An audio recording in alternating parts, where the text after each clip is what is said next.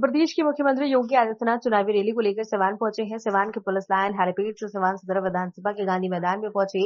इसके बाद विशाल जनसभा को योगी आदित्यनाथ ने संबोधित किया है। एनडीए समर्थित भाजपा प्रत्याशी मंगल पांडेय सहित 8 विधानसभा के एनडीए प्रत्याशी के पक्ष में वोट देने की लोगों से अपील की गई है। संबोधित करते हुए योगी आदित्यनाथ ने कहा कि यहां पहुंचकर यह विश्वास और मजबूत हो गया है कि सिवान की जनता माफिया और भ्रष्टाचार को कभी वापस नहीं आने देगी। योगी ने रघुनाथपुर के बीते दिनों हुई सभा का जिक्र करते हुए कहा कि वहां भी खानदानी माफिया कब्जा करना चाहती थी, लेकिन वहां की जनता ने यह भरोसा दिला दिया कि रघुनाथपुर में माफिया राज अब वापस नहीं आ पाएगा।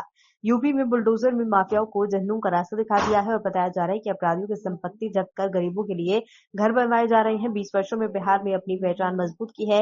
ये लड़ाई केवल सत्ता की नहीं बल्कि अस्मिता और विकास की लड़ाई बन चुकी है। कांग्रेस और राजद के शासनकाल में बिहार को अपराध और अपहरण की पहचान मिली है। नौकरी के बदले जमीन पर कटाक्ष करते हुए कहा, बिहार में युवाओं को नौकरी तो नहीं मिलेगी, उसके बदले भले नौकरी के नाम पर भूमि पर कब्जा कर लिया जाए। परसों रघुनाथपुर में आया था और रघुनाथपुर में मैं इसलिए आया था क्योंकि एक खानदानी माफिया वहां पर फिर से कब्जा करना चाहता है।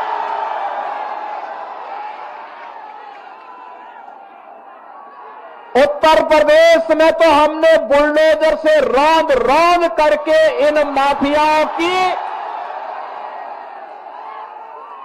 कचमूर निकाल करके उत्तर प्रदेश की धरती से जहन्नुम के रास्ते उनके खोल दिए हैं। लेकिन हमारी सीता मैया से जुड़े हुए बिहार की धरती पर कोई मारीच और सुबह फिर से सिर न उठाना पड़े, उठा सके। लेकिन जब मैं उस दिन आ रहा था तो बड़ी बारिश शुरू हो गई थी और मैं सोचता था कि कोई सभा में होगा नहीं, लेकिन रघुनाथपुर की सभा में वहां के युवाओं की, यहां के नागरिकों की, यहां के अन्नदाता किसानों की, यहां की माताओं बहनों के उत्साह को देख करके मैं कह सकता था कि सिवान की सभा में उससे भी बड़ा सैलाब आने वाला है। और मुझे विश्वास था। और मैं जब लखनऊ से आज प्रातः चला तो लोगों ने कहा कि सिवान में लोग नहीं आएंगे। मैंने कहा देखो, मेरे आने के पहले 50,000 की भीड़ वहां पहुंच चुकी होगी, इसकी चिंता मत करो, वह बिहार है।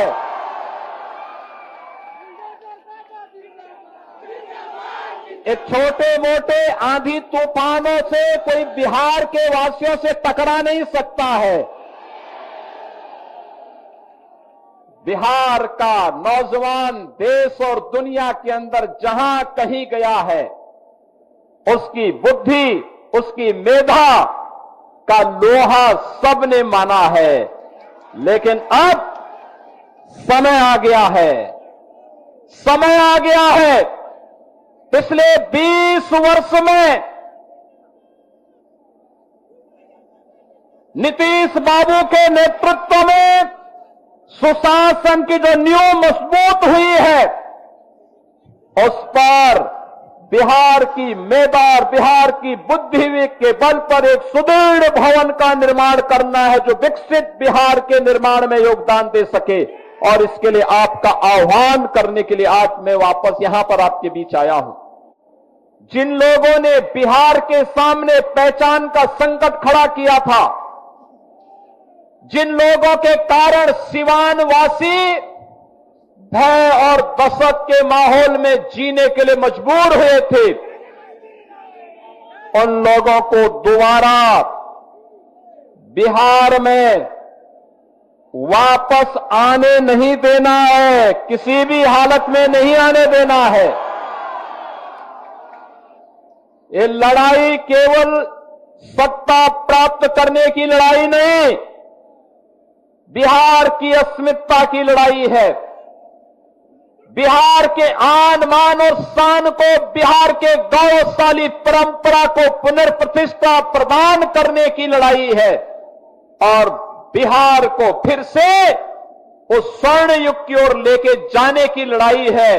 जिस बिहार ने केवल बिहार को ही नहीं, भारत को स्वर्ण युग की ओर ले जाने का काम कराया था, उस युग का स्मरण कराता हुआ पूरा भारत गौरव की अनुभूति करता है। आरजेडी के समय बिहार के अंदर किस प्रकार की अराजकता थी, किस प्रकार की गुंडागिर्दी थी, परिवारवाद किस कदर हावी होकर के एक ही परिवार और नातेदार रिश्तेदार पूरे बिहार को रौंदने का कार्य कर रहे थे, बिहार के नौजवानों के सामने पहचान का संकट खड़ा कर रहे थे, और मानव तो दूर पशुओं का भी चारा हजम करके पूरे बिहार के नौजवानों के सामने भीषण संकट खड़ा कर दिए थे। याद करना, अगर कांग्रेस और आरजेडी जीतती है तो गरीब के राशन को सबसे पहले बंद करके हजम कर डालेंगे। नौजवानों की नौकरी के इस नाम पर ये लोग नौकरी तो नहीं देंगे, नौकरी के नाम पर आपकी जमीन को भी हजम कर डालेंगे। ये लोग विकास तो नहीं कराएंगे, लेकिन विकास के नाम पर माफिया राज को फिर से ला करके नग्न तांडव करवाने का कार्य सीवान के अंदर और बिहार के अंदर फिर से करने का कार्य करेंगे। उत्तर प्रदेश के अंदर और पेशेवर अपराधी और माफिया समाजवादी पार्टी का शागिर्द है, ऐसे ही बिहार के अंदर भी हर पेशेवर माफिया और अपराधी आरजेडी और कांग्रेस का शागिर्द है। इनको पनपने नहीं देना है, कतई पनपने नहीं देना है, आगे नहीं बढ़ने देना है, क्योंकि आप इनको जब भी आगे बढ़ने का अवसर देंगे, बहनों और भाइयों, ये गरीब के हक पे डकैती डालेंगे, बहन और बेटियों की सुरक्षा पर ये लोग सेंध लगाएंगे, माफिया राज यूपी का समाप्त करेंगे, दंगे फसाद समाप्त करेंगे। बहनों और भाइयों, 8.5 वर्ष में एक भी दंगा नहीं हुआ, और अगर किसी ने दंगा करने का साहस किया तो उसको तो जेल के अंदर ठोसा ही, उनकी पूरी प्रॉपर्टी भी कब्जे में लेकर के गरीबों के आवास बना दिए गए। अब यूपी में दंगा नहीं, सब चंगा है। अब यूपी में दंगा नहीं कर सकता कोई। पर्व और त्योहार के पहले, दंगाई के पहले की उसको बता दिया जाता है कि भाई दंगा करोगे तो खानदानी पूरी प्रॉपर्टी भी जाएगी, कहीं भीख भी नहीं मिलेगी। बहनों और भाइयों, और हमने कहा था ना, माफिया राज सदैव के लिए समाप्त करेंगे, और बहुत अच्छे ढंग से उनके जहन्नुम के टिकट काटे गए। बहुत